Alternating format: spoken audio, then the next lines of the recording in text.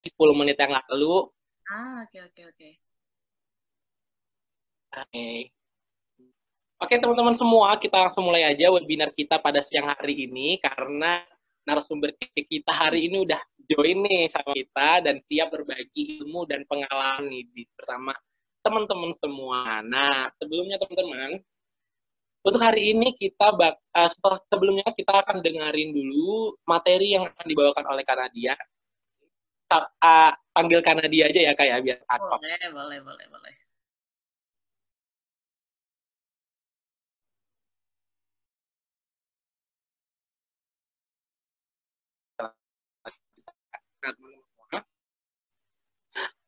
Sebelum saya mulai kegiatan hari ini,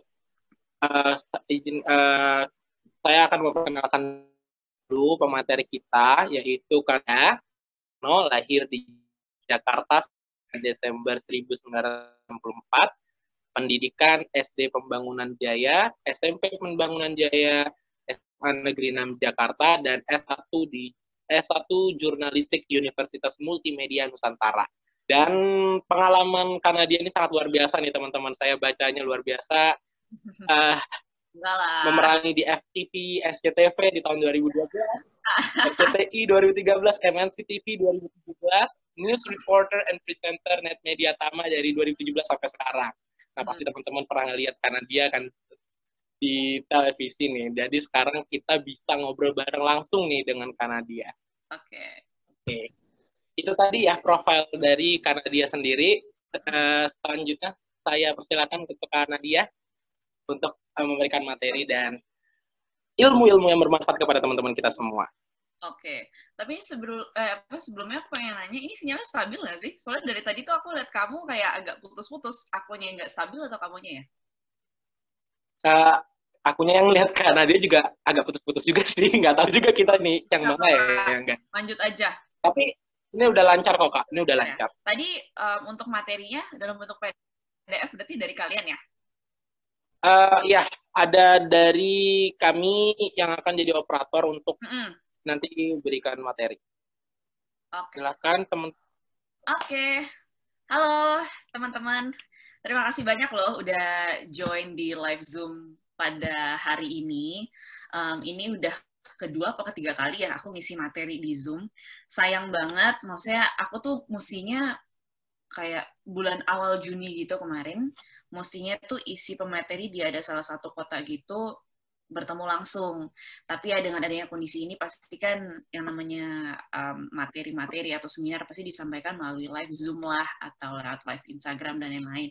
Dan aku terima kasih sama teman-teman semua yang masih interest dan masih mau meluangkan waktu untuk menimba ilmu di tengah situasi seperti ini, karena nggak banyak orang yang tetap mau menimba ilmu dalam situasi seperti ini, karena ada beberapa yang mengeluhkan stres, ada beberapa yang udah pengen di rumah aja ngapa-ngapain gitu. Jadi terima kasih banyak. Dan hari ini sesuai sama tema yang sudah diputuskan sama Green Generation dari Balikpapan adalah Creativity in Media.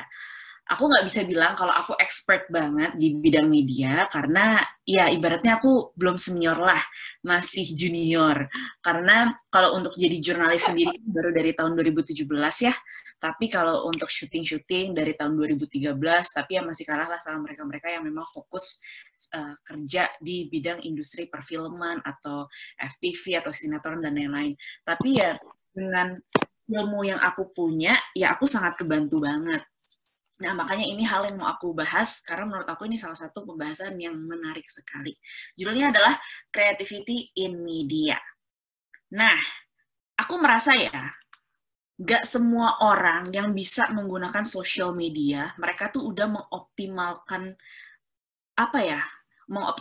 seluruh aplikasi yang bisa dipakai di handphone mereka, mau itu di iPhone atau di Android. Seperti gini contohnya. Jadi kayak kakakku, adekku, mereka tuh punya social media, punya akun YouTube. Ya kalau adekku sekali apa 2 kali upload video. Tapi kalau kakakku punya akun YouTube, cuman buat nonton YouTube aja. Kakakku punya Instagram, sesekali upload Instagram deh. Terus sisanya buat stalking orang. buat stalking fans-fans Koreanya dia. Terus kalau adekku, ya dia punya Instagram juga beberapa kali uploadnya aja. Sebenarnya tuh banyak banget yang bisa kita create konten gitu di media sosial, dan tentunya itu memberikan dampak positif ya ke orang lain. Di sini aku sangat-sangat tidak mengusulkan kalian bikin konten yang sangat menarik perhatian orang, tapi ternyata itu dampaknya negatif. Salah satunya misalnya nih ya, kayak teori konspirasi itu. Maksudnya, ya itu memang lagi booming banget dibahas. Tapi permasalahannya, kan itu bukti keabsahan keilmuannya itu kan belum ada. Sehingga kalau berita itu yang terus-menerus ada di YouTube atau di sosial media, yang ada pikiran orang-orang yang gampang kepengaruh tuh buyar. Jadi aku nggak mengharapkan itu. Aku pengennya kalian semua yang nonton di sini, yang udah berpartisipasi di live Zoom aku kali ini, kalaupun buat konten itu kalau bisa yang berdampak positif. Nah, seperti yang tadi aku bilang, ini boleh di next nih, slide-nya nih. Kenapa sih orang-orang tuh belum mengoptimalkan media sosial? Nah, ini di next lagi, udah mulai masuk ke materi. Bawa lagi, bawa. Nah, ini media sosial pasti kalian gunain. Nah, ini stop. Ya seperti yang tadi aku bilang tadi, bukan masalah mereka gagap teknologi aja, tapi masalah kayak aplikasi-aplikasi lain tuh mereka nggak bisa menggunakan. Misalnya aku senangnya banyak orang yang tertarik nonton sosial media aku, satu, karena kualitas foto aku bagus. Kedua, karena cara bikin video aku atau instastory aku menarik. Kenapa bisa menarik? Karena aku pakai aplikasi lain. Salah satunya Unfold. Terus salah duanya InShot. Jadi banyak banget. Kenapa? Karena menurut aku, orang tuh bikin konten tuh bisa. Semua orang bisa bikin konten. Tapi yang bisa bikin sampai orang itu menarik untuk nonton, itu sedikit banget. Ya. Jadi jangan karena kalian punya sosial media, mau itu Instagram atau lain, kalian merasa, kalian nih nggak gaptek. Ya kalian tuh gaptek juga loh kalau kalian tuh nggak bisa mengoptimalkan handphone kalian. Aplikasi-aplikasi apa aja yang bisa kalian gunakan. Gitu. Terus yang kedua, ya bingung, nggak tahu konten apa yang bisa berdampak positif. Sebenarnya banyak loh. Kayak aku tuh waktu itu pernah kenalan ada satu orang, dia pernah jadi narasumber waktu program aku viral yang bulan Januari lalu, tapi sekarang udah bungkus. Namanya viral. Jadi ada namanya Elsha, Mbak Elsha. Jadi itu awalnya cuma sekedar kayak prihatin gitu sama kondisi bapak-bapak. Mungkin kamu tahu juga ya kalau misalnya main Twitter atau Instagram, dia tuh prihatin dengan kondisi bapak-bapak yang udah tua, motornya itu udah usang banget, terus pas dianterin motornya beberapa kali mogok, ini kenapa gitu.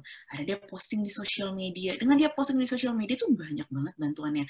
Sampai bantuannya tuh lebih dari 100 juta. Sekarang dengan uang itu, si yang Mbak Elsha ini bisa ngebantu bapaknya renovasi rumah. Rumahnya itu udah bobrok banget. Terus motornya juga udah usang banget. Jadi dengan kekuatan sosial media, kita tuh bisa memberikan dampak positif ke kehidupan orang. Itu akan jauh lebih baik. Jangan kita upload sesuatu di media sosial yang ada gitu malah bikin kondisi seseorang tuh justru malah berdampak negatif. Nanti aku bakal kasih contohnya. Nah, yang ketiga, takut tidak direspon, takut dihujat, atau takut dikritik, tidak berani eksplorasi. Nah, ini adalah salah satu ketakutan orang Indonesia, termasuk aku. Sampai sekarang pun juga masih sedikit, walaupun aku merasa udah ada perkembangan lah. Karena dari aku kecil sebenarnya, dari kurikulum sekolah, aku kan nggak pernah dibiasakan untuk presentasi. Dari kecil tuh, dari sekolah aku selalu Nadia, ini materi hari ini, nggak pernah dibiarkan aku untuk kasih tahu. Aku ngomong apa yang aku nggak ngerti itu. Aku nggak pernah dulu ngerasanya ya. Jadi dari situ tuh aku takut kalau misalnya aku ngomong tuh aku salah. Dan kondisinya di rumah pun kan mamaku juga kalau ngomong tuh sangat teratur. Ketika aku ngomong sesuatu dan itu salah, even itu grammarnya yang salah, itu aku kayak selalu diperbaiki. Sebenarnya itu ada bagusnya, tapi aku jadi ngerasa, duh kok jadi takut untuk ngomong, jadi takut salah. Nah itu nggak boleh ya. Jadi pelan-pelan aku kesini mulai perbaiki diri ya dengan cara ya karena aku paksain diri aku untuk bekerja di tempat yang aku sebenarnya tuh aku nggak yakin bisa. Aku jadi news reporter, aku live report, aku dulu nggak kebayang. Ngomong 1 menit aja tentang satu topik tuh, ya ampun, nggak kebayang sih. Karena aku dulu apa-apa selalu nulis.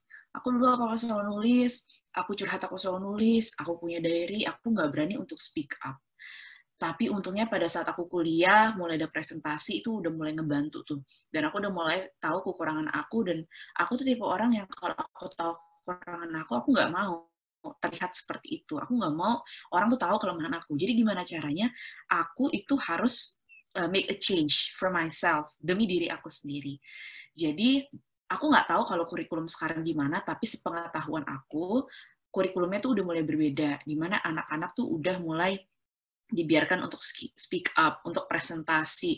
Bahkan guru mereka tuh yang diem aja gitu. Mereka di kelas, ya anak-anak yang presentasi, kalau misalnya ada yang salah baru gurunya. Tapi nggak bener-bener kayak dulu, gurunya dari A sampai Z ngejelasin.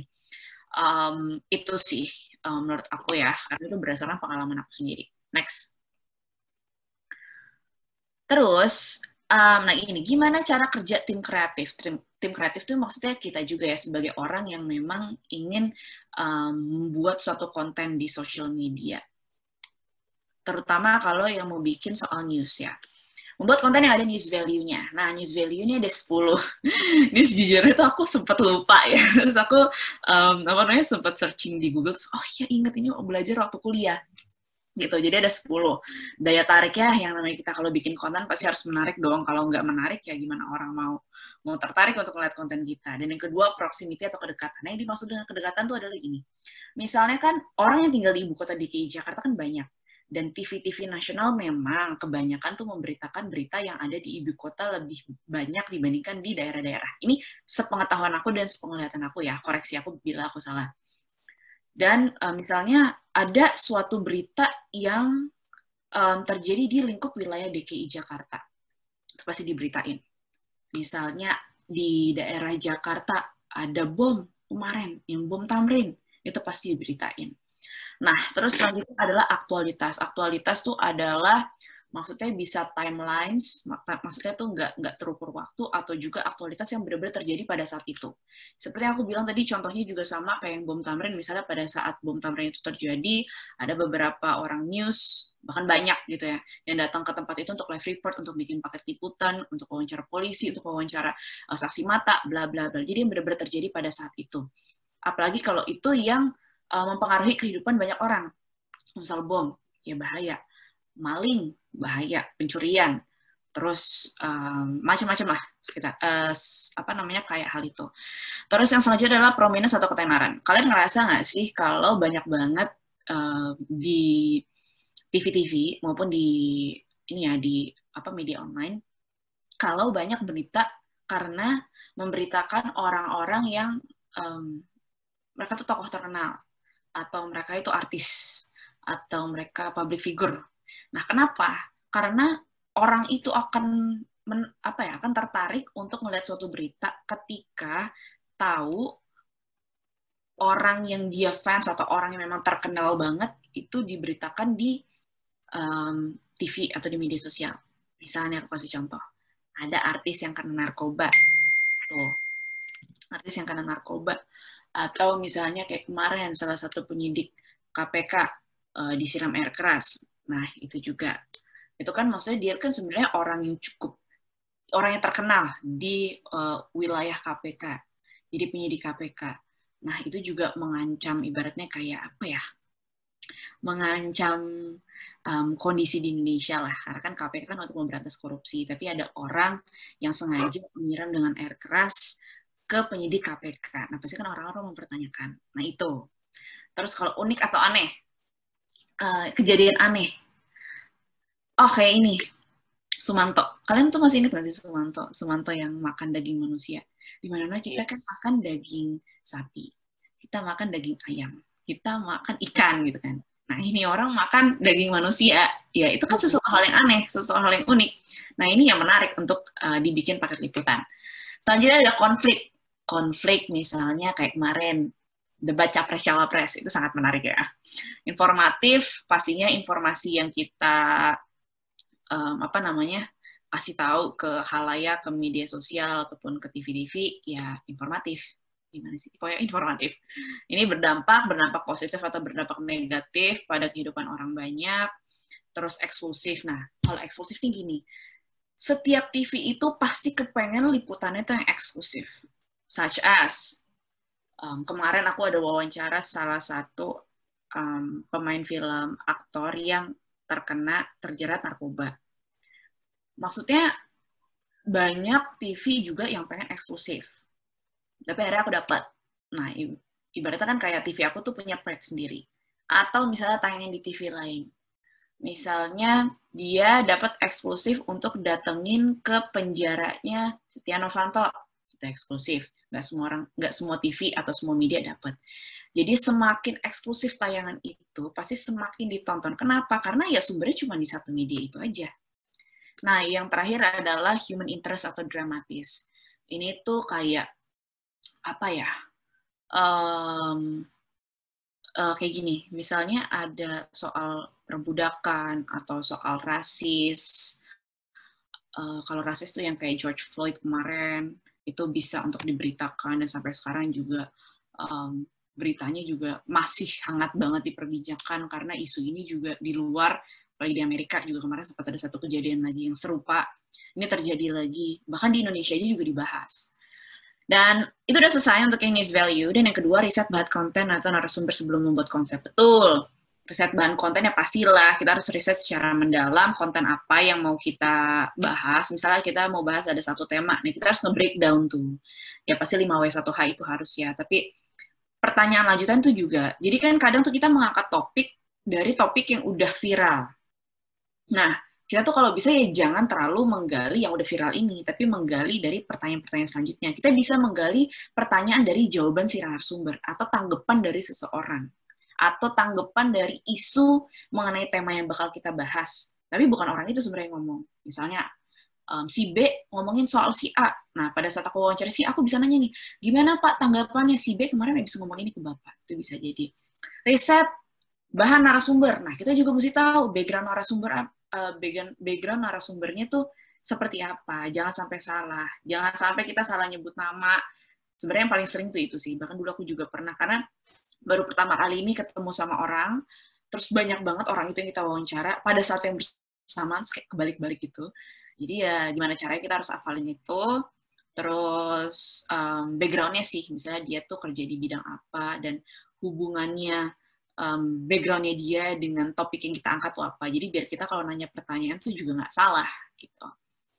Terus apalagi nih? Yang ketiga, peka terhadap isu yang banyak dibahas atau viral di masyarakat. Nah iyalah. Kalau sekarang kan pasti yang dibahas rasis, George Floyd, COVID, pasti COVID maupun kondisi saat ini seperti apa, bantuan-bantuan, terus bantuan-bantuan terus apa lagi? Oh, teori konspirasi itu. Jadi banyak deh. Jadi biasanya tuh YouTuber-YouTuber ataupun media online, TV itu pasti mengangkat hal-hal yang lagi viral di masyarakat dan mempunyai dampak yang begitu besar. Jadi makanya banyak yang ngangkat soal itu. Jadi kalau kalian merasa, duh, kok TV ini berita ini mulu. Ya karena itu. Sebenarnya kadang tuh kita butuh update itu, tapi mungkin karena terlalu sering, jadi bikin kita tuh jadi sepenat gitu. Oke, selanjutnya. Coba slide selanjutnya. Nah, ini bagaimana membuat konten yang kreatif. Buat konten apa adanya, jujur, tidak berbohong demi viral. Nah, ini sih banyak orang yang dibuat-buat sebenarnya demi dia viral. Tapi kebanyakan kalau kayak gitu tuh yang di YouTube sih ya. Tapi aku juga nggak mau ngomongin akun YouTube-nya apa. Tapi menurut aku pribadi tuh banyak sekali yang sebenarnya tuh kayak apa-apa tuh di-create. Jadi sebenarnya itu nggak sebenarnya terjadi, hanya demi viral. Mau itu berita atau news, atau memang itu entertain, pokoknya macam-macam deh ya. Terus riset, banyak melihat referensi konten lain tapi jangan meniru. Nah, kadang tuh kita ini ya sering ngeliat juga di TV-TV atau dimanapun, kok konten kita konsepnya sama kayak TV orang luar gitu. Nah, sebenarnya itu yang kita ambil mungkin secara garis besar adalah kayak konsepnya, atau bahkan ada beberapa TV di Indonesia juga yang ngebeli program itu untuk diadaptasi di Indonesia. Kayak ya Indonesian Idol itu. Maksudnya kalau Indonesian Idol kan memang dia mengadaptasi, bukan karena dia meniru. Ya kan ada American Idol, ada Indonesian Idol, ada banyak lah. Ada Philippines juga. Nah, tapi jangan sampai ketika kalian nggak ada bentuk kerjasamanya, kalian malah meniru kontennya. Jangan sampai, misalnya, di konten YouTube A, ngebahas soal ini, cara ngobrolnya di satu cafe, ada satu table, 2 narasumbernya di sini, ngebahasnya sama, pertanyaannya sama. Terus di account YouTube yang satunya, yang B, konsepnya juga sama, narasumbernya juga sama, gitu. Jangan sampai kayak gitu ya, karena itu berarti sama aja kita plagiat. Mungkin beberapa orang nggak nyadar, tapi ketika orang yang ngebuat itu, yang si konten A ini tahu ketika ada konten B, kok bikin mirip banget, nilai moralnya tuh langsung dijudge banget. Karena aku pernah melihat kejadian itu secara langsung, bukan aku yang ngalaminnya. Terus brainstorm, diskusi dengan teman dan minta pendapat. Nah ini sih, kalau kalian punya tim, mau bikin suatu konten, mau itu di media sosial apapun, ya kalian brainstorming aja. Belum tentu pendapat kalian sendiri tuh benar loh. Dan belum tentu juga pendapat orang lain itu benar. Jadi ya diskusiin aja. Siapa tahu, kadang kan kita yang namanya orang ya suka miss ya. Misalnya informasi ini kadang kita juga suka salah. Misalnya kita udah setuju nih dengan satu tema, tapi pas kita udah breakdown, kita udah bikin naskahnya, tiba-tiba kita agak keliru, mulai dari angkanya, namanya. Nah, kita minta ada orang yang cross-check juga, biar kita tuh nggak salah kasih info. Karena menurut aku, kita itu bertanggung jawab banget terhadap konten yang kita buat. Next.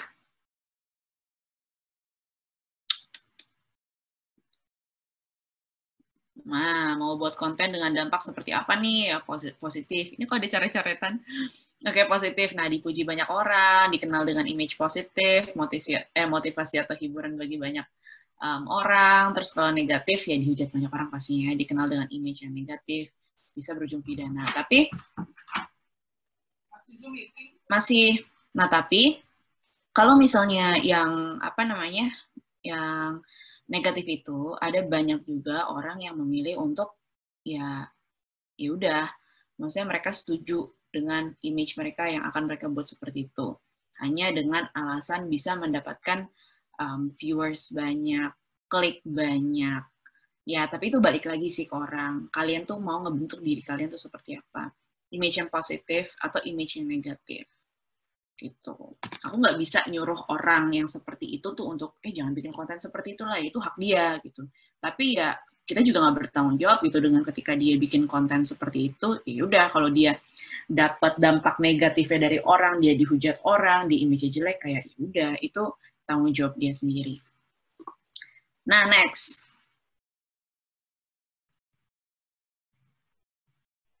Nah, ini salah satu contohnya ya. Kalian pasti udah tahu lah. Aku nggak mau usah nyebut namanya, karena udah kelihatan di situ, yang dia bikin prank. Mungkin ya itu lucu-lucuan sih, tapi aku nggak setuju aja ketika orang tuh sangat mengharapkan sembako di situasi seperti ini. Jangan kita lihat orang yang bakal kita kasih itu seperti apa, dan pekerjaan dia seperti apa, tapi lebih ke nilai moralnya. Gitu. Maksudnya ya, kalau misalnya mau ngasih sembako, ya udah ngasih sembako aja, jangan diganti isinya.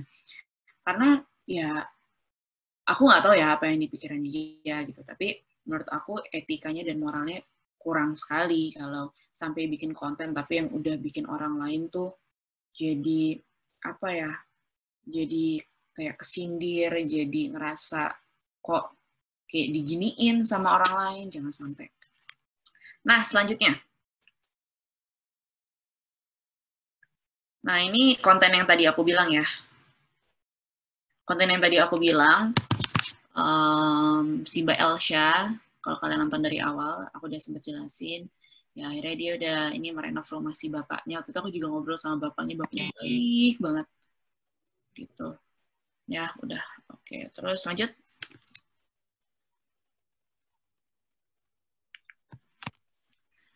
Nah, ini juga nih, kalau tadi dari media sosial ya, mereka terpisah selama 16 tahun, akhirnya karena media sosial itu mereka dipertemukan for the first time. Ini si Ite, teman aku, dibantuin idenya sama ada teman aku juga, Faye.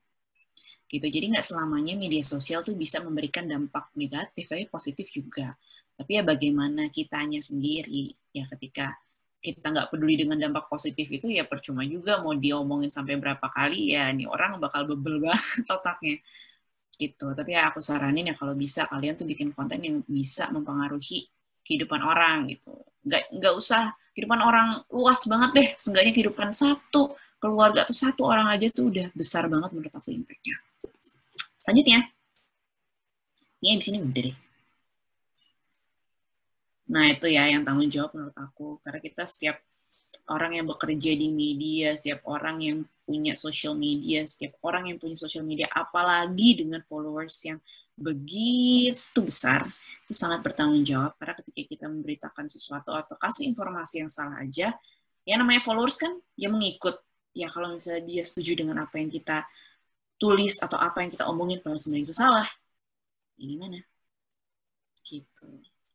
Oke, I think it's done deh. Fotoku kemarin. Nah, jadi emang cuma singkat doang ya aku ininya materinya karena kata tim dari Green Generation tuh banyak banget yang mau nanya. Jadi yaudah, aku siap dengan pertanyaan-pertanyaan itu. Oke, terima kasih untuk Kak Nadia atas penjelasannya tadi ya teman-teman. Jadi udah disampaikan dari Kak Nadia materi tentang creativity in media. Jadi buat teman-teman semua yang punya pertanyaan, yuk silahkan ditanyakan di kolom Q&A. Nah, tapi sendiri Kak, saya juga tadi menyimak dan sangat tertarik sih Kak dengan latar belakang Kakak yang dulu nggak berani speak up. Artinya mungkin kita semua anak muda zaman sekarang mungkin sama di dalam kondisi yang seperti itu, yaitu yang nggak berani speak up. Nah, dengan latar belakang itu, kenapa Kakak dulu masuk ke jurnalis nih Kak? Oke. Sebenarnya banyak juga yang nanya, Di lo kan udah main sinetron, udah main FTV, lo kenapa nggak jadi artis aja? Gitu. Sebenarnya aku bukan mempermasalahkan uangnya, aku bukan mempermasalahkan ketenarannya gitu, enggak. Tapi lebih kepada I want to prove myself that I can do, that I can mengatasi hal-hal yang bikin aku tuh ngerasa sangat nggak percaya diri pada saat itu.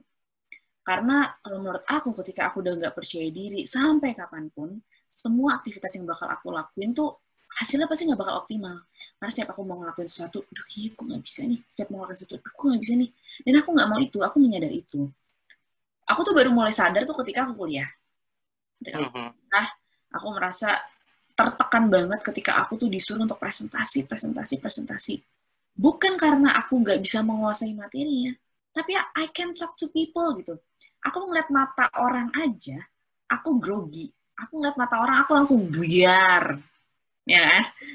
Tapi nggak tahu gimana tuh pada saat itu aku ngerasa gue nggak bisa gini. Gue mau sampai kapan kayak gini. Dan aku suka sebenarnya tampil di TV. Nah, ketika aku tampil di TV tapi aku nggak bisa ngomong, itu ngerugiin aku juga dong. Aku juga nggak bisa memungkiri, maksudnya dari kecil kan aku juga udah suka tampil, kayak misalnya banyak wartawan datang ke rumahku, ngeliput mamahku, ngeliput keluargaku, sometimes aku juga harus ngomong. Pas aku ngeliat tayangan aku, gue ngomong apa sih, belepotan banget, malu gue. Dan orang-orang tuh dulu ngebandingin kayak mamaku sama aku. Kok mamanya begini, cara ngomongnya bertutur banget, anaknya gini. Jadi dari aku tuh, gue nggak boleh gini, gue nggak boleh, maksudnya ya namanya orang tua ya pasti kan dia udah melalui itu fase-fasenya, dia pasti juga udah berumur, dia pasti juga udah banyak belajar. Tapi orang nggak mau tahu. Kayak orang tetap ngebandingin, mau aku waktu itu masih SMA, mau aku masih kuliah, mereka tetap bandingin. Dan itu trigger aku untuk, oke, gue nggak boleh kayak gini. Ya udah, akhirnya pada saat mulai kuliah, ya aku presentasi, aku latihan tuh sendiri. Aku pokoknya setiap presentasi tuh latihan berkali-kali. Latihan berkali-kali di rumah sendiri, terus akhirnya udah mulai lancar. Terus aku memaksakan diri aku untuk kerja di stasiun TV berita. Ya, sebenarnya bukan TV berita sih, tapi aku kerja untuk di bagian newsnya. Karena pada saat aku kerja jadi pemain sinetron, pemain FTV, aku merasa ya aku nggak terlalu kasih banyak impact ke banyak orang. Mungkin orang terhibur dengan tontonan aku, tapi yang nggak banyak orang yang hidupnya tuh berubah karena aku ada muncul di TV. Nah, gimana nih caranya gitu kan? Dulu aku juga ngambil komunikasi, aku nggak tahu mau ngambil apa. Karena aku belum tahu mau jadi apa sampai aku kuliah. Nah, terus akhirnya pada saat kuliah sebenarnya aku tuh pengen banget langsung pindah. Aku nggak pengen jadi jurnalis, aku pengen jadi diplomat. Aku pengen ngambil HI. Itu pada saat aku semester 3. Tapi kalau aku keluar semester 3, aku kan berarti baru bisa mulai sekolah lagi semester 5, which is 2 tahun aku kebuang. 2 tahun kebuang aku bisa untuk S2. Jadi kenapa nggak aku jalanin aja S1? Tahu juga yang namanya komunikasi pasti kan kita selalu belajar kan. Dan itu selalu dipakai sampai kapanpun. Ya udah, tiba-tiba udah mulai mendalami tuh, dapat teknik nulis berita gimana, latihan live report gimana untuk tugas, jadi tertarik. Duh, apa gue jadi jurnalis aja ya gitu. Tadinya kan ada 2 jurusan tuh di kampus aku ya, ada PR sama ada jurnal. Orang-orang pada bilang, kan aku panggilnya Didi kan, bentukan kayak lu tuh nggak cocok lah jadi jurnal, udahlah jadi PR aja, lu ngapain sih liputan di lapangan panas-panasan, udah lu mending jadi PR aja, lu make up setiap hari cantik gini-gini.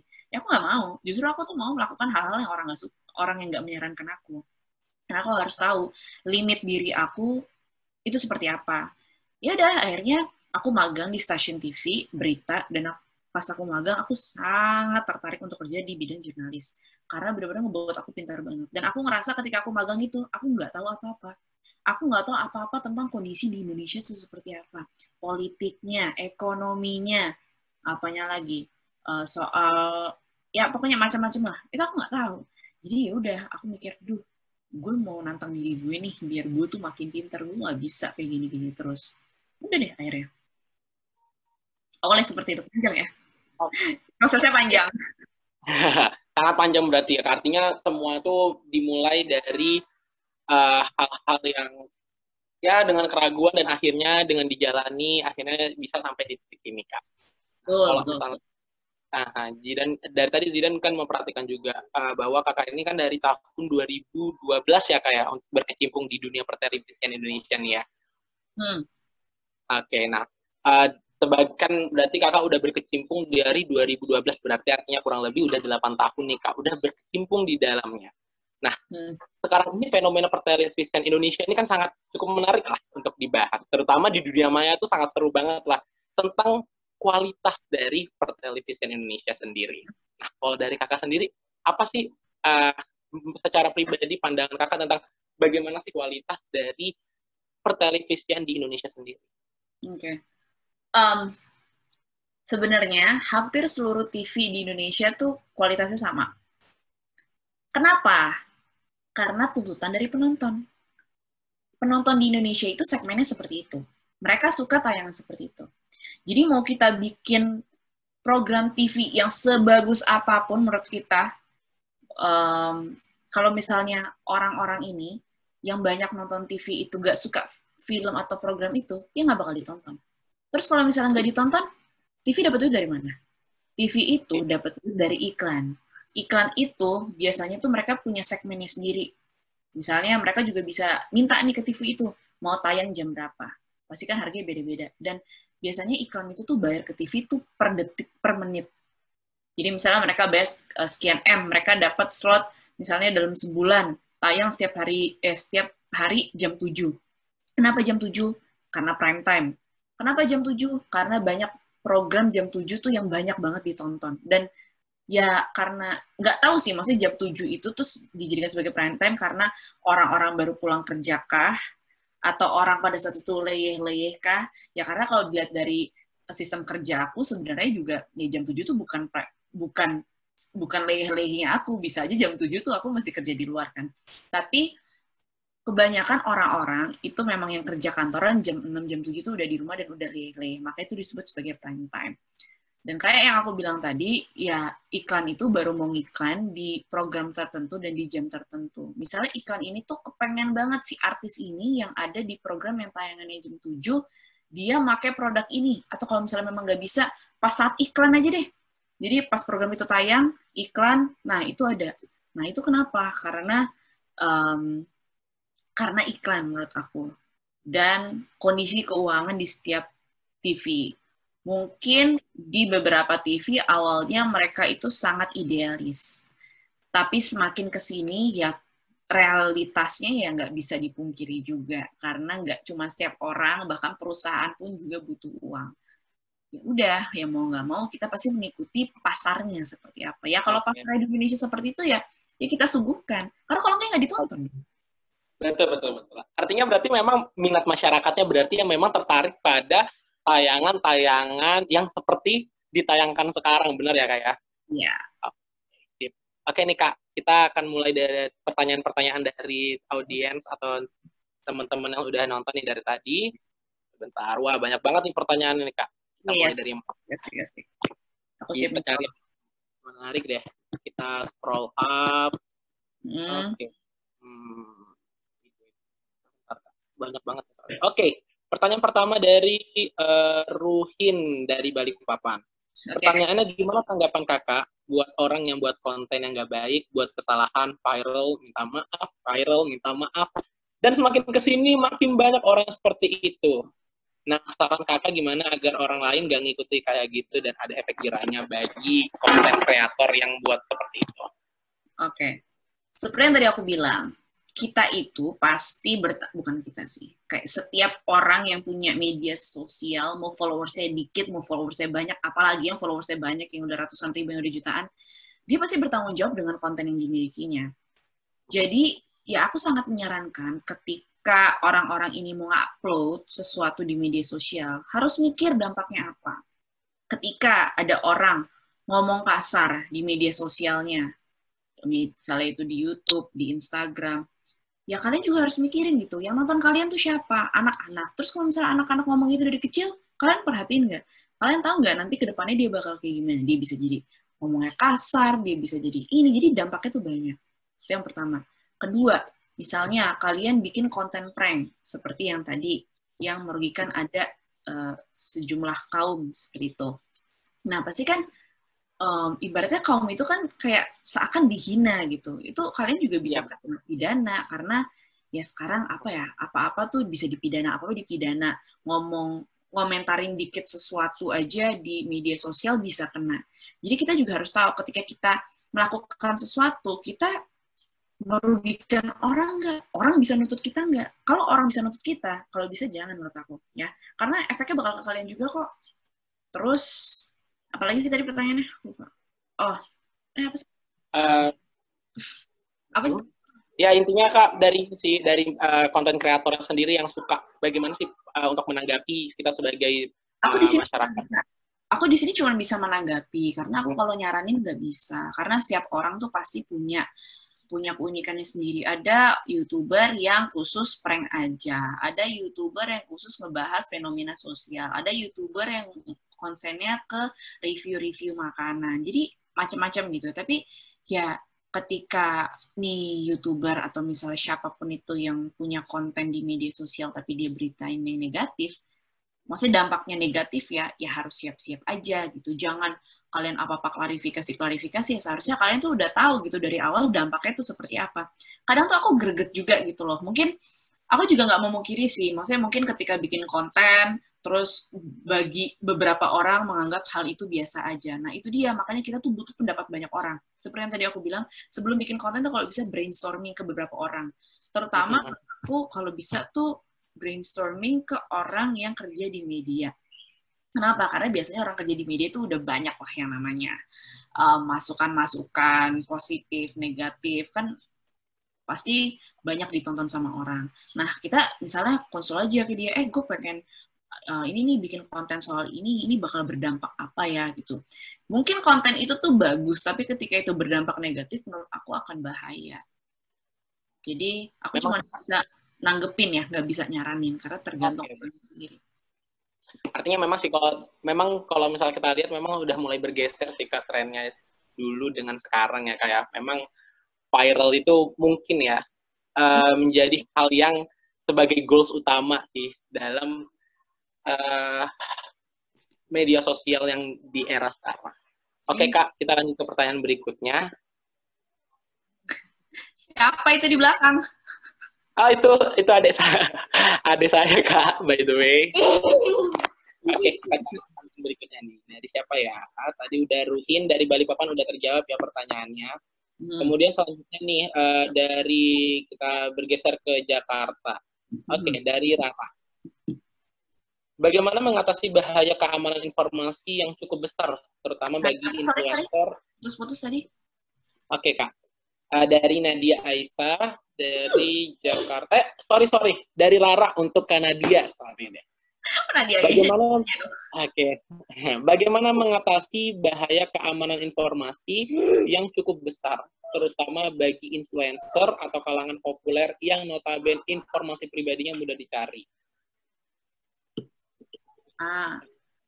Kalau aku pribadi ya, aku tuh sangat membatasi hal-hal yang udah masuk ke ranah pribadi. Jadi ada beberapa orang yang senang gitu, kayak kehidupan pribadinya dia tuh disorot, masalah-masalah keluarganya tuh disorot, dan aku nggak suka.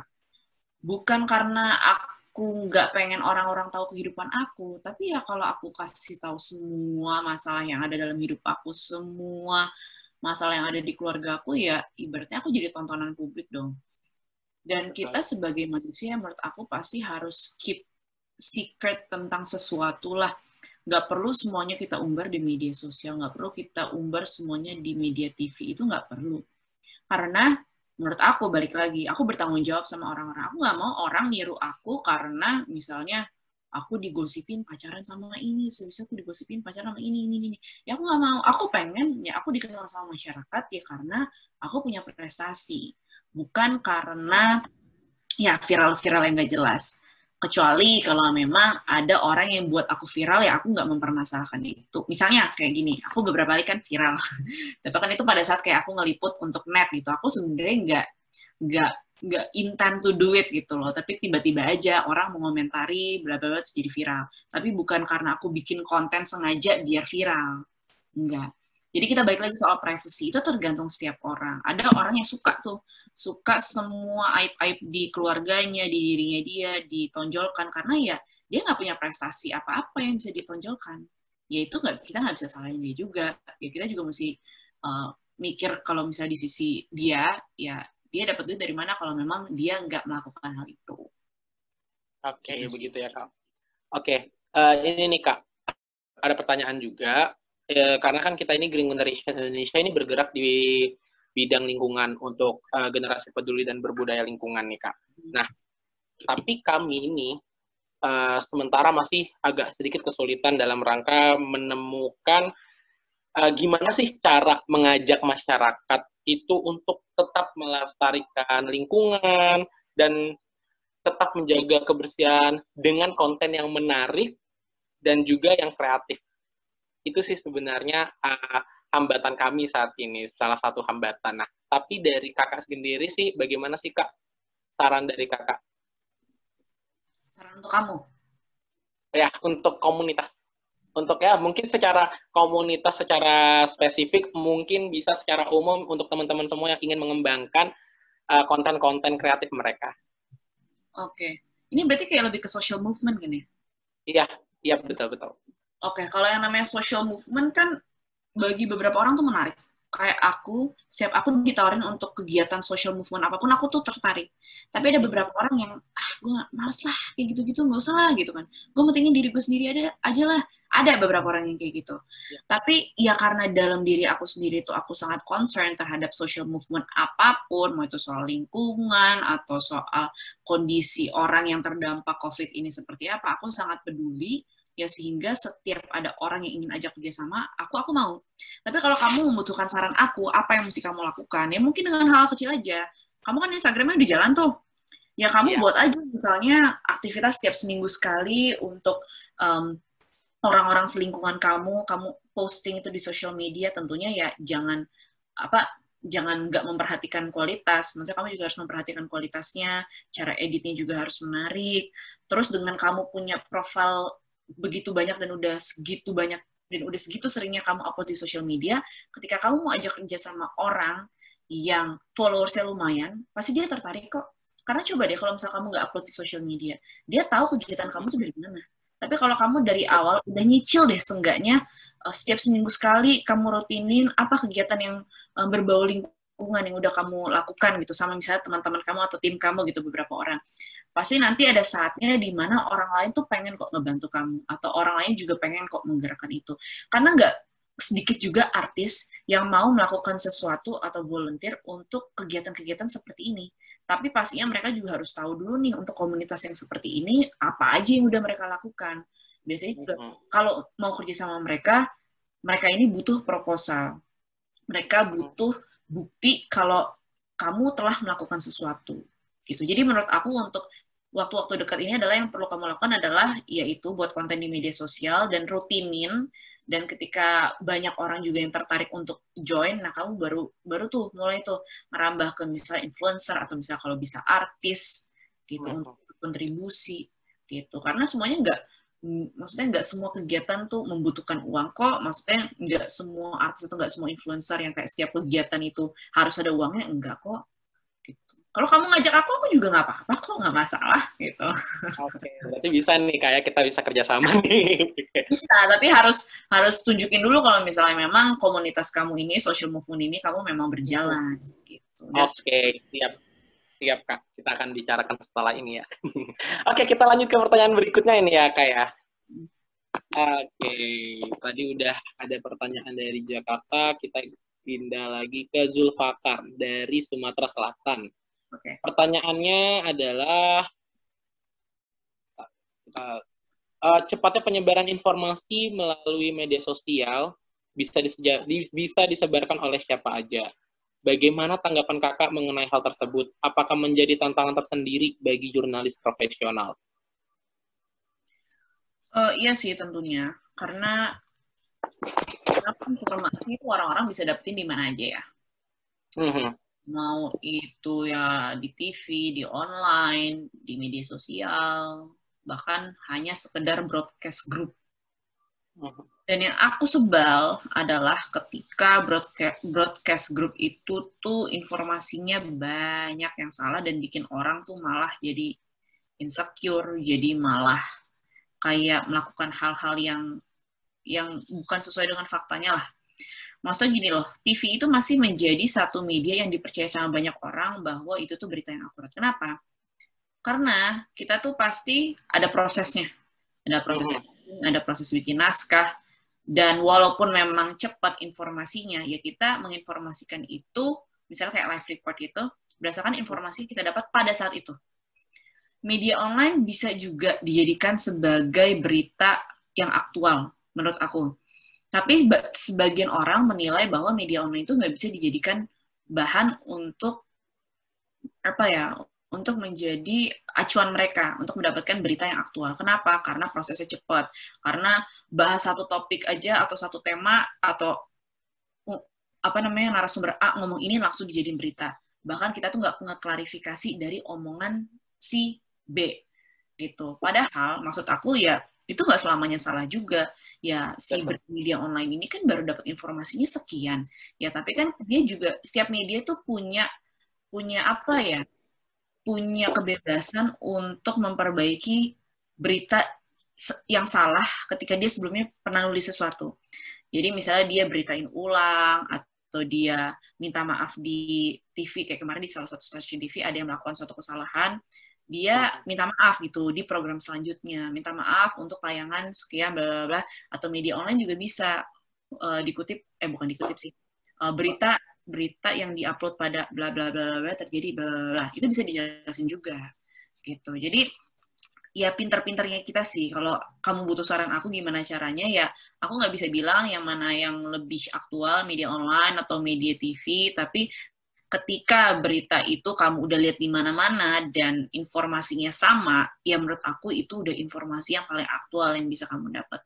Tapi jangan sampai kamu nerima informasi cuma dari satu media aja, apalagi cuma dari broadcast. Ya, kita nggak tahu itu omongan siapa, itu tulisan dari siapa, itu kita juga nggak ada yang tahu. Oke, berarti saring sebelum sharing berarti kayak. Saring sebelum sharing. Oke, kita lanjut ke pertanyaan berikutnya nih Kak. Sepertinya tambah banyak nih pertanyaan-pertanyaan muncul. Kita saring dulu. Oke, ada Niputu Nika Purwita dari Bali. Pertanyaannya adalah, bagi tips dong Kak, kriteria agar diterima menjadi seorang reporter atau presenter di suatu studio TV, dan proses kerja seorang reporter itu apa aja? Menurut aku, misalnya kamu baru lulus, terus sekarang kamu lagi nyari, aku nggak mau kamu berharap terlalu banyak, tapi kayaknya semuanya nggak cuma media TV aja, perusahaan lain juga lagi struggling. Ya, struggling dengan kondisi seperti ini. Bahkan beberapa dari perusahaan ada yang PHK, ada yang merumahkan. Itu karena kondisi keuangan atau kondisi ekonomi yang sekarang kondisinya sepertinya karena COVID-19.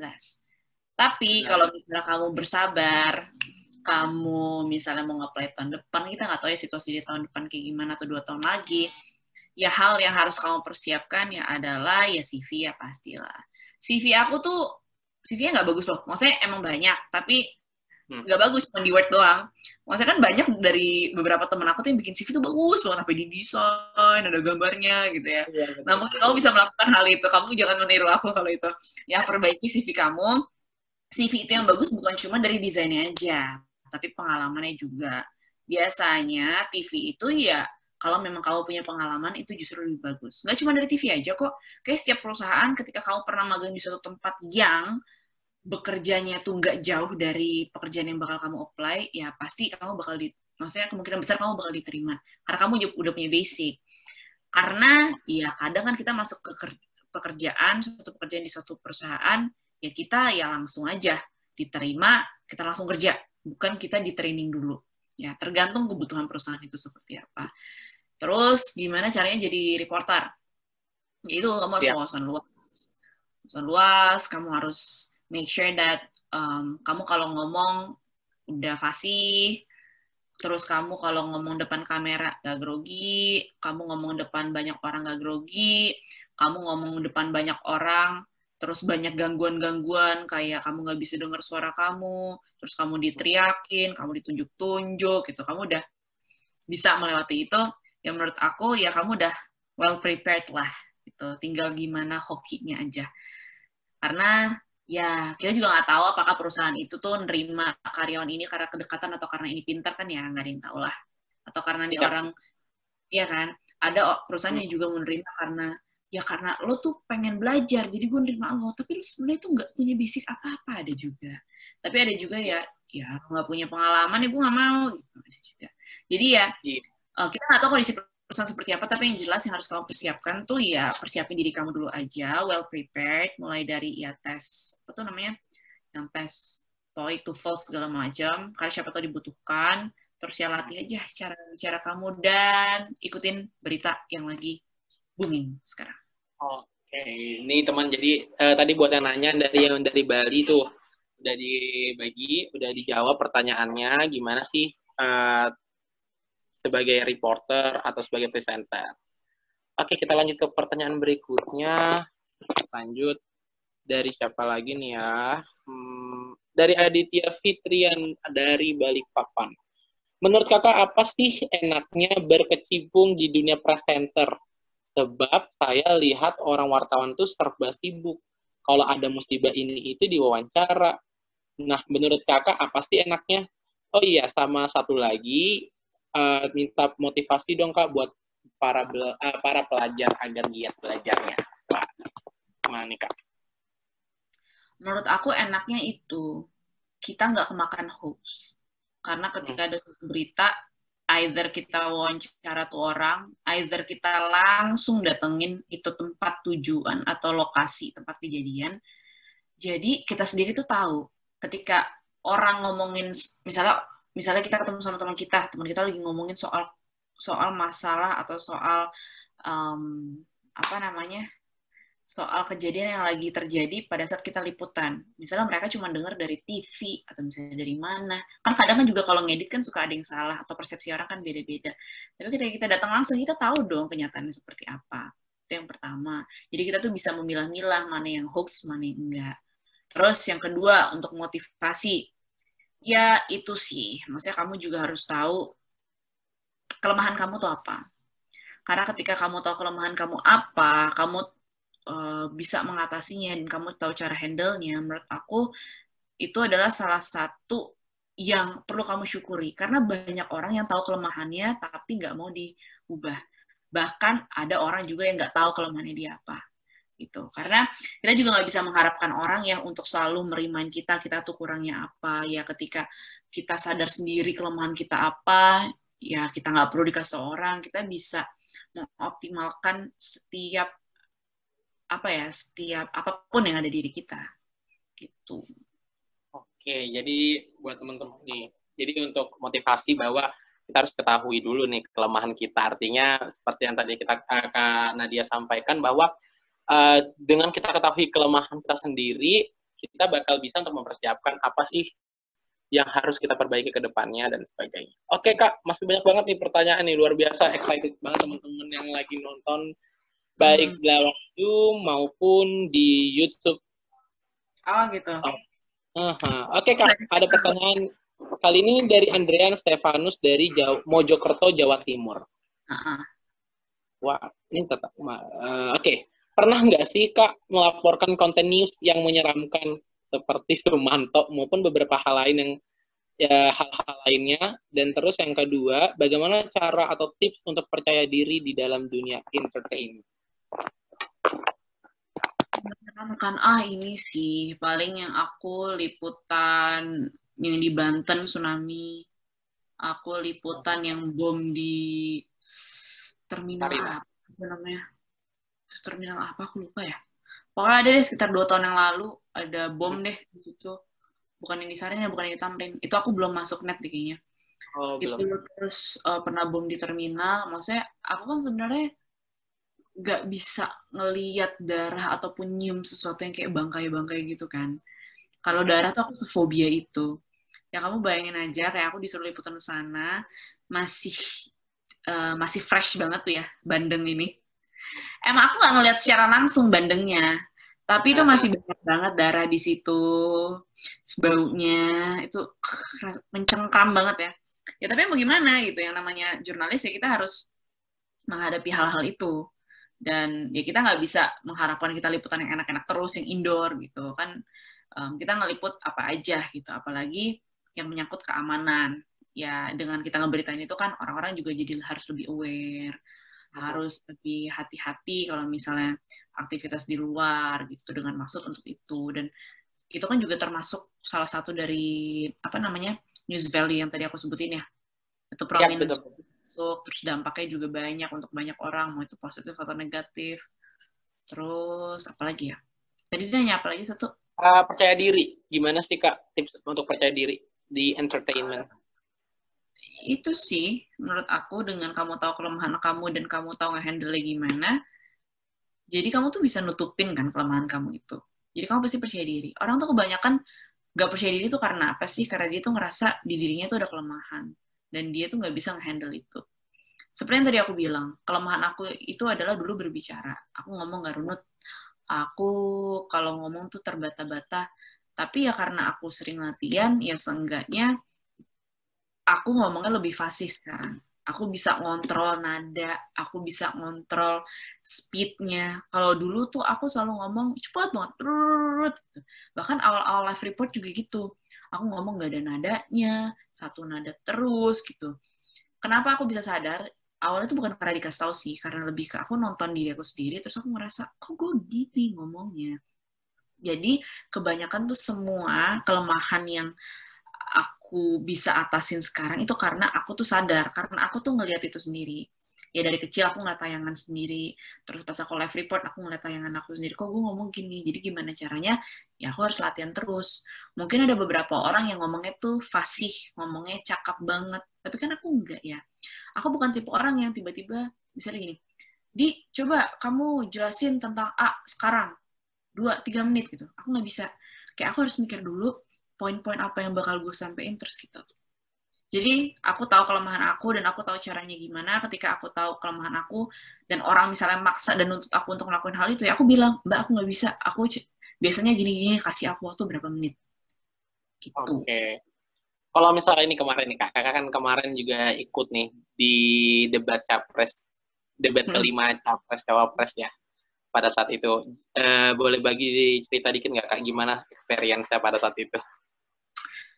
Aku tuh nggak pernah deg-degan ketika aku ketemu sama orang sepenting apapun dia. Ada beberapa orang yang deg-degan banget, misalnya mau wawancara orang, ya kan? Mungkin karena pada saat itu aku juga nggak fokus ke kayak isu-isu ya. Jadi aku lebih fokus kayak untuk cairin suasana, gimana persiapannya. Mungkin itu yang membuat aku tuh nggak sedeg-degan itu. Tapi berdasarkan pengalaman aku tuh deg-degan bukan karena aku ketemu siapa. Tapi ketika aku ketemu orang dan aku belum tahu background story-nya seperti apa. Ketika aku disuruh talk show, aku belum tahu nih orang siapa. Even dia tuh bukan orang terkenal. Aku deg-degan. Jadi, kalau pada saat waktu itu kamu tanya pengalaman aku seperti apa, ya aku nggak sedeg-degan itu. Tapi aku lebih ke apa namanya, kalau waktu itu trigger apa ya, aku tuh deg-degannya waktu itu karena yang masuk duluan siapa nih, dan aku pertanyaannya apa, karena waktu itu tuh masih belum tahu pertanyaan yang bakal diajuin tuh seperti apa. Karena kalau dari kantor aku itu bilangnya, Nat, nanti kamu tanyain juga ya soal isu-isu ini. Tapi kata TV satunya, nggak usah kamu wawancara soal persiapannya dia aja, lebih kayak ngobrol aja dan cuma bentar. Jadi karena yang satu ngomong A, yang satu ngomong B, itu yang bikin aku deg-degan, bukan karena ketemu merekanya. Gitu. Karena simpang siurnya tadi itu ya berarti kakak. Oke. Cukup menarik, semakin panas. Pertanyaan berikutnya nih kak. Masih banyak banget nih pertanyaan yang kita kupas karena masih ada waktunya. Ya, oke kak, dari saya Diki dari Bekasi. Oke, saat ini kan banyak konten yang buruk, yang tentunya berdampak negatif. Contohnya seperti yang tadi prank-pranknya Ferdian tadi. Menurut kakak, seberapa penting sih literasi media atau melek media untuk masyarakat? Dan menurut kakak, netizen di Indonesia sudah melek akan media atau tidak? Oke. Soalnya gini loh, kalau misalnya YouTube, aku tuh nggak tahu ya, sebenarnya dia tuh ada badan yang untuk mengawasi nggak sih? Karena sampai sekarang pun yang kayak orang ngomong kasar atau konten-konten seperti itu tuh masih banyak ditemuin. Dan setahu aku, kayaknya Kominfo tuh nggak membawahi si YouTube ini. Dia tuh hanya membawahi kayak TV, media online, radio gitu. Tapi kalau misalnya YouTube, setahu aku kayaknya belum deh. Ya, belum punya badan sendiri. Jadi ketika dia melakukan apa gitu, jadi belum ada tuntutannya atau belum ada literasinya. Kalau misalnya kayak media TV, orang ngomong kayak gitu kan ya bisa kena tegur KPI juga, betul? Tapi kalau misalnya yang di YouTube tuh belum ada sih setahu aku. Jadi belum ada badan yang benar-benar mengurusi permasalahan itu. Mungkin itu triggernya. Dan dan YouTube kan juga bukan dari Indonesia ya. Maksudnya itu kan dari luar, TikTok segala macam. Nah, waktu itu kan TikTok juga sempat ada masalah tuh yang yang challenge. Yang itu loh, yang kaki yang digituin, yang loncat terus yang digituin. Oh iya. Nah, itu Menkominfo cuman bisa hashtag itu dihilangin di Indonesia, tapi dia nggak bisa menghilangkan konten itu di TikTok, karena TikTok kan bukan punya Indonesia, gitu. Jadi salah satu caranya adalah itu. Tapi kalau kamu tanya, balik lagi ke diri kita sendiri, gimana caranya kita sendiri itu bisa meliterasi media itu sendiri, ya kesadaran aja sih. Apakah menurut kamu dengan kamu nonton itu membawa dampak positif buat kamu? Kalau menurut aku ya, kalau kamu kasih contoh itu tuh enggak ya. Karena menurut aku itu enggak ada dampak positifnya lah. Itu malah ngerugiin orang menurut aku. Karena sekarang juga banyak konten-konten YouTube yang menurut aku bagus banget. Yang sebenarnya kalau konten itu dibawa ke media TV juga pasti bakal laku. Tapi balik lagi yang tadi aku bilang, kalau media TV pasarnya bukan seperti itu. Media TV udah punya pasarnya sendiri, segmen sendiri. Ya kontennya jadi seperti itu. Terus apa lagi tadi? Tentang literasi sih Kak, literasi media, literasi untuk para penonton. Seberapa penting sih literasi? Untuk para penonton, ya sebenarnya penting banget ya. Tapi kan kayak sebenarnya gini loh, YouTube itu kalau kita pengen nonton, itu kan kadang harus buat account ya, tapi kadang ada juga yang nggak perlu. Tapi ada beberapa konten yang harus kita punya account dan kita menunjukkan bahwa kita usia di atas 16 atau 17 something. Nah, mungkin itu salah satu bentuk literasi dari YouTube-nya sendiri. Tapi kalau dari kitanya ya susah. Ketika kita juga malah bikin fake account, kita bikin umur kita jadi 20-an gitu, ya apa gunanya gitu. Jadi ya lebih kesadaran diri sendiri aja sih. Aku nggak bisa bilang kalau orang tuh nggak boleh ngelihat akun YouTube ini, nggak boleh lihat video ini, karena menurut aku itu juga perlu untuk perbandingan, asal kita sendiri sadar kalau kita jangan sampai nirunya. Oke, Kak. Sip. Kita lanjut ke pertanyaan berikutnya nih, Kak. Dari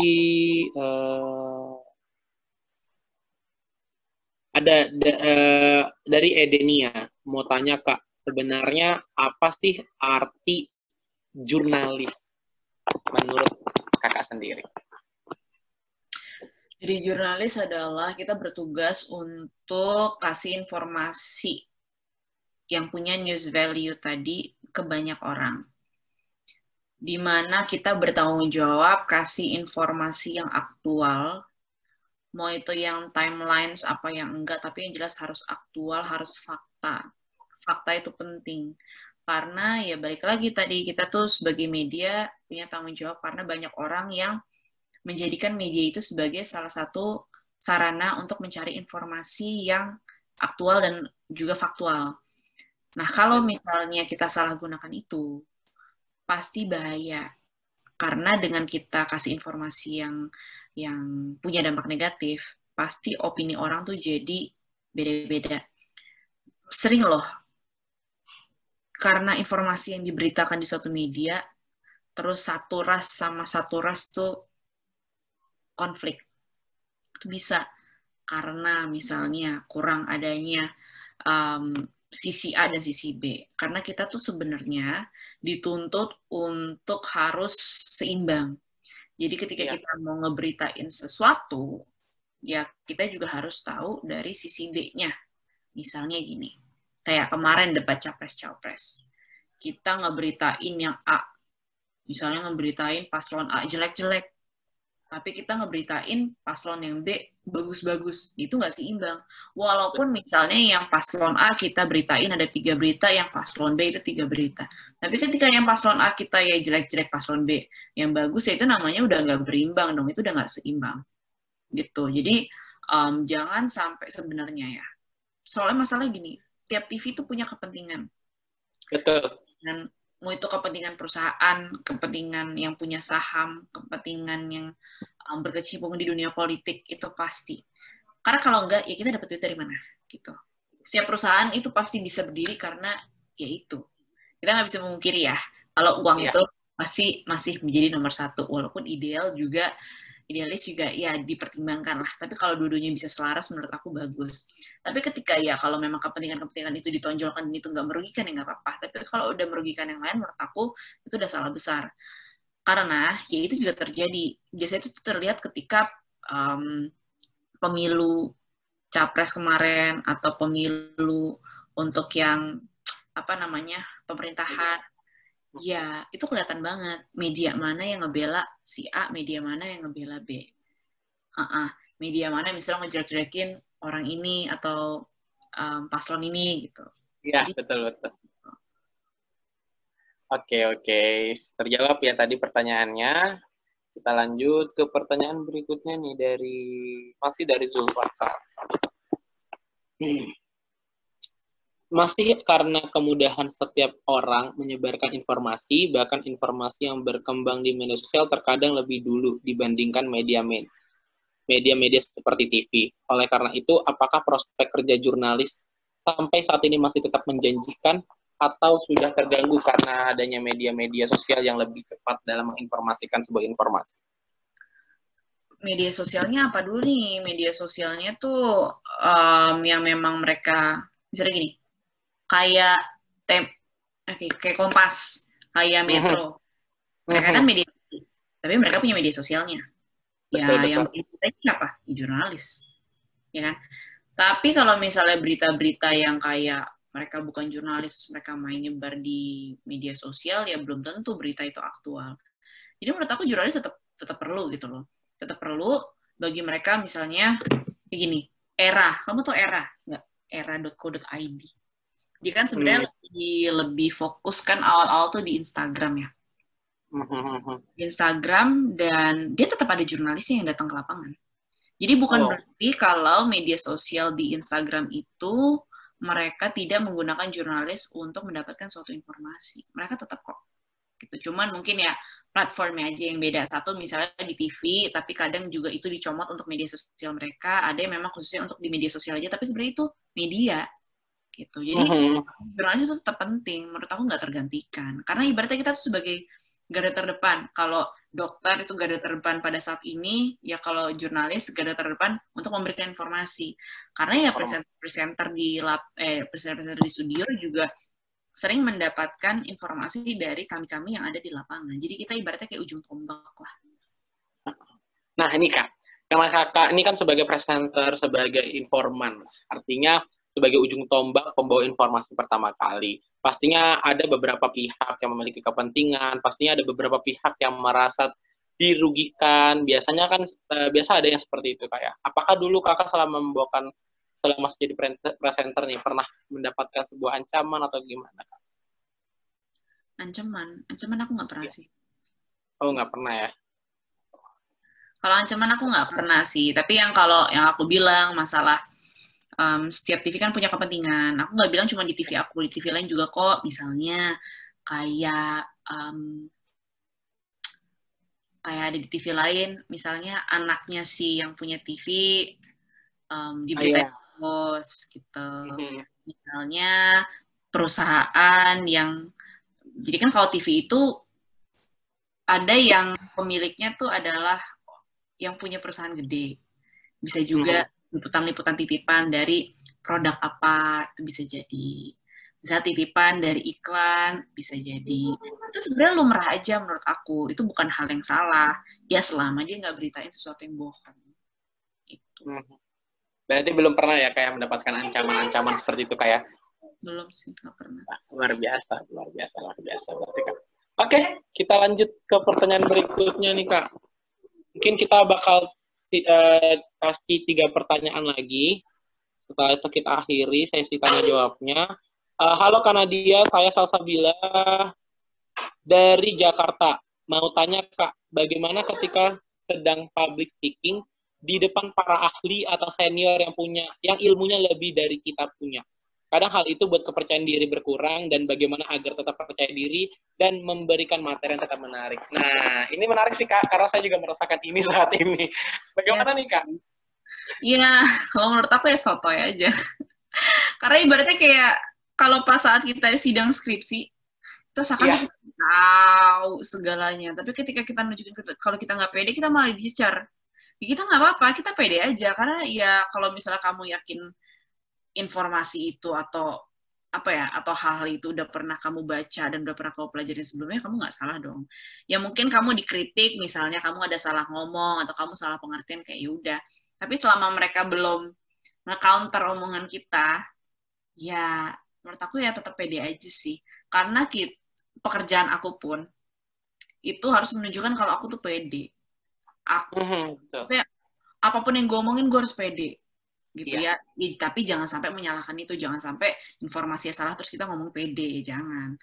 Karena kalau kita ngomongnya nggak pede, kita ngomongnya nggak firm, gimana orang bisa percaya? Nah, gimana caranya kamu tuh bisa meyakinkan senior-senior kamu kalau kamu tuh ngerti? Ya bahkan bisa juga loh mereka tuh nggak ngerti apa yang kamu omongin, ya kan? Kayak skripsi aku kan sebenarnya tentang komunikasi internasional. Nah, gak banyak dosen di kampus aku tuh yang mengerti soal itu. Jadi ya aku ngemeng-ngemeng aja, kayak gue ngomong aja apa yang gue tahu gitu. Lulus gitu. Tapi ternyata ya udah apa yang aku informasiin tuh ternyata bener kok, sesuai sama apa yang aku baca. Pokoknya yakin aja, pede aja dengan apa yang kamu omongin, karena belum tentu yang kamu omongin itu salah. Bahkan ya bisa juga mereka nggak bener kan. Terus selama kamu belum dikritik, selama kamu omongannya belum disela, ya tetap aja pede. Tapi kalau kamu dikritik atau apa, jangan justru malah bikin kamu down. Pasti sih ada masanya kamu down, tapi seenggaknya jangan bikin kamu jadi down terus-menerus, tapi bikin kamu untuk memperbaiki diri kamu. Karena dengan kamu memperbaiki diri kamu tuh stepnya jadi lebih naik 1. Gitu. Karena kamu jadi tahu nih, kalau ini kamu salah, jadi kamu udah naik sini. Coba kalau misalnya kamu nggak dikasih tahu nih, kamu pasti bakal di sini terus. Betul. Oke, Kak, masih kita sisihkan 2 pertanyaan lagi. pertanyaan berikutnya adalah dari siapa? Dari siapa? Dari siapa ya? Kita pilih dulu ya, Kak ya. Oke. Dari siapa nih? Bagaimana sih? Ini udah tadi ditanyakan. Masih sama pertanyaannya, kurang lebih aja lingkupnya. Hai Kak Nadia, ingin menanyakan kalau kita posting di Instagram tentang suatu informasi, apa harus selalu mencantumkan sumber? Kalau informasi tersebut kita dapat dari berbagai sumber dan kita merangkum dan mengemas kembali informasi itu, apa kita harus tetap mencantumkan sumber berita itu? Menurut aku harus sih, karena etikanya seperti itu. Karena gini, kalau kita nggak nyantumin sumber, terus ternyata ini kita salah, informasi yang kita kasih salah, kita yang kena. Tapi kalau kita mengutip dari orang, ya yang disalahin bukan kita dong, karena kan kita mengutip. Jadi even di social media aku sering banget kayak aku tuh gatel gitu, pengen beropini gitu. Tapi sebenarnya awalnya tuh sebagai reporter atau news presenter tuh kita nggak boleh beropini loh. Kita hanya boleh ngasih tahu faktanya seperti apa. Jadi biasanya yang aku lakukan ketika aku lagi greget, aku bukan curhat. Kan banyak orang tuh yang kayak, gue nggak setuju deh sama ini. Aku nggak kayak gitu. Ya misalnya dari Instagramnya siapa, dari media sosialnya siapa, Metro, Narasi, Tempo, Era, Asumsi, ya aku posting aja langsung di Instagram aku. Jadi aku nggak perlu nulis ulang. Gitu. Jadi karena aku nggak mau opini aku itu disalahkan sama orang. Dan ya bisa juga mereka bilang, emang lo tahu faktanya kayak gimana? Emang lo ngomong langsung sama nih orang? Emang lo tahu? Emang lo liputan ke sana gitu?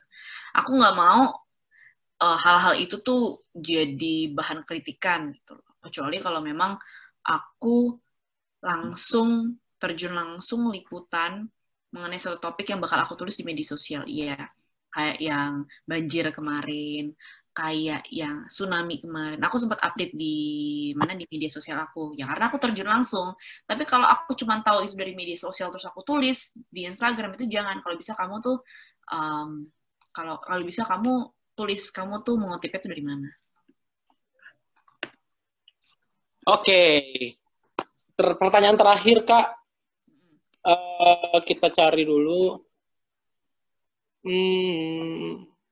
Oke, terakhir nih Kak, dari Niputu Nika Purwita, sebagai seorang presenter atau reporter, apakah kita saat siaran live maupun tidak, kita pada saat itu menghafal naskah berita, atau di depan kita memang ada bahan bacaan nih, jadi tinggal baca beritanya saja? Oke, kalau untuk news presenter tuh ada prompter. Tapi kalau maksudnya ada beberapa juga di beberapa stasiun TV yang nggak ada prompter. Jadi ya udah kamera aja. Tapi kalau kita live report, kebanyakan itu nggak ada prompter. Memang nggak ada prompter. Tapi ada satu media, aku lupa deh media TV apa, yang dia tuh ternyata di kamera itu bisa kayak naruh prompter gitu kecil segini bisa. Tapi aku lupa itu media apa. Nah biasanya mungkin kamu lihat juga kalau orang-orang live report gitu ya di lapangan, pasti mereka ngeliat handphone atau mereka kayak bikin catatan. Tapi kalau aku pribadi, aku tuh nggak pernah nulis di itu atau megang handphone tuh aku jarang banget. Karena aku mending hafal. Gitu. Soalnya kalau misalnya aku lupa satu poin, nanti ketika aku nyari-nyari, aku malah bingung. Jadi mending aku tuh ngafalin aja. Tapi mungkin beda ya ceritanya sama yang TV-TV berita. Mungkin kan mereka ketika kayak sampai di suatu tempat, itu kayak harus langsung live report. Mereka cuma baru dapat datanya sekian-sekian, dan datanya tuh banyak banget. Mereka harus langsung jelasin itu di depan TV biar nggak salah angkanya. Itu lumrah juga sih. Asal jangan lebih sering ngeliat ini aja dibandingin ngeliat TV. Karena kan kalian bukan kayak lagi baca buku, tapi kalian lagi ngomong sama orang. Iya. Oke, terima kasih Kak atas jawabannya. Tadi pertanyaan udah terjawab, beberapa pertanyaan yang teman-teman ajukan sudah dijawab oleh Kak Nadia. Luar biasa sekali. Terima kasih atas waktu yang diberikan Kak Nadia. Oke, semoga kita bisa berkolaborasi di lain kesempatan ya Kak ya. Mantap. Oke, nah untuk teman-teman semua, itu tadi webinar kita terkait Creativity in Media bersama Kak Nadia Soekarno. Nah, buat teman-teman semua yang sudah menyaksikan, semoga apa yang disampaikan tadi dapat bermanfaat dan dapat kita aplikasikan dalam kehidupan kita sehari-hari. Dan juga teman-teman, besok kita bakal beberapa besok kita akan tetap kembali lagi dengan seminar yang memiliki kualitas yang juga baik dan luar biasa, dan pemateri-pemateri yang sangat luar biasa, tidak kalah luar biasa, dan sangat luar biasa seperti Kanadia Soekarno pada hari ini. Karena situasinya kali ini kita dilanda dengan pandemi coronavirus disease 19, jadi teman-teman tetap stay at home. Jangan lupa jika keluar dari rumah selalu menggunakan masker, selalu mencuci tangan, dan juga menjaga jarak demi kesehatan kita masing-masing. Terima kasih Kak Nadia atas kesempatannya. Terima kasih juga yang udah nonton. Semoga ya ini ya. Bisa diterapkan yang positif-positifnya aja. Kalau yang curhatan-curhatan selingan tadi ya nggak usah lah. Oke. Terima kasih Kak. Dan teman-teman semua, kita akhiri webinar kita pada siang hari ini. Terima kasih. Wassalamualaikum warahmatullahi wabarakatuh. Salam, Om Swastiastu, Namo Buddhaya. Terima kasih. Terima kasih moderator Hits. Sudah ya, aku keluar. Dadah. Bye everyone.